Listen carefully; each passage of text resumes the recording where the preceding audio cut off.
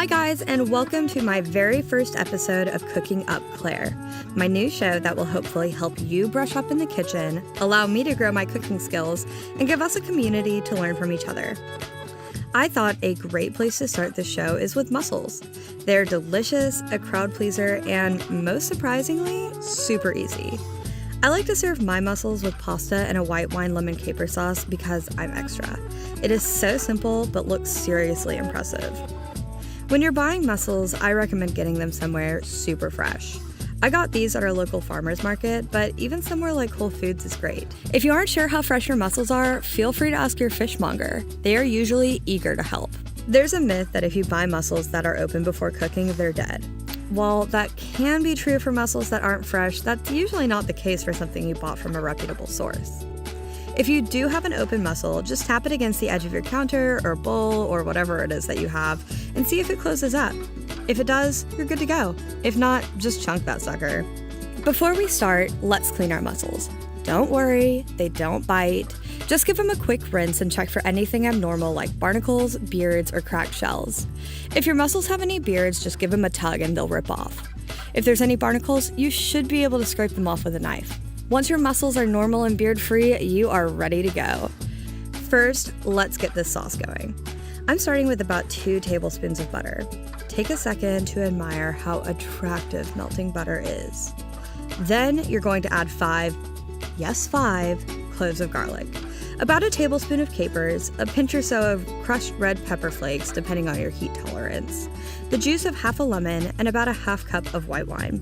Let all of this come to a simmer and do its thing for about 5 minutes. I love this sauce because the garlic and capers really soak up that white wine and lemon juice and take on this awesome flavor.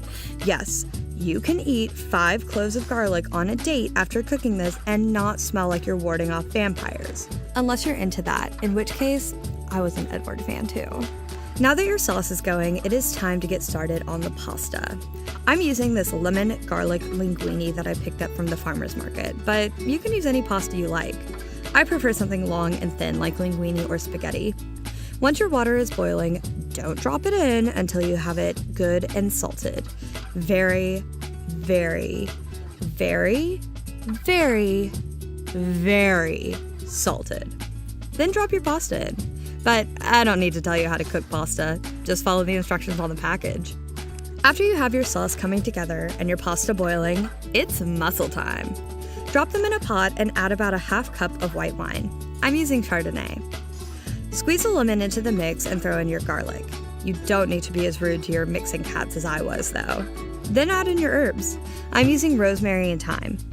Hope that your cameraman and fiance doesn't fall on you, and then you're ready to go. Just cover and bring to a boil. These will only take about 3 to 4 minutes. Basically, the second you see these bad boys open, they are ready to go. And don't forget to drink what's left over of your wine. This is every good cook's secret. At this point, your pasta and your mussels should be done. Drain your mussels and toss the leftover aromatics. Or if you're wanting to serve this with bread for dipping, just move it all to a big bowl and serve.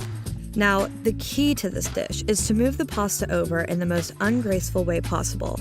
As you can see, spilling all over the place was the technique that I used. All jokes aside, just figure out a way to get the pasta into the sauce and give it a good mix. At this point, I also like to add a very restrained amount of Parmesan. Now you're ready to plate. Add a few mussels. I like to put some on the plate and leave the rest in a bowl for serving, and then sprinkle with more Parmesan and parsley if you are really trying to impress that vampire we discussed earlier. You have officially made the easiest fancy dish I can think of. You are ready to impress your date, dinner party, or even just yourself.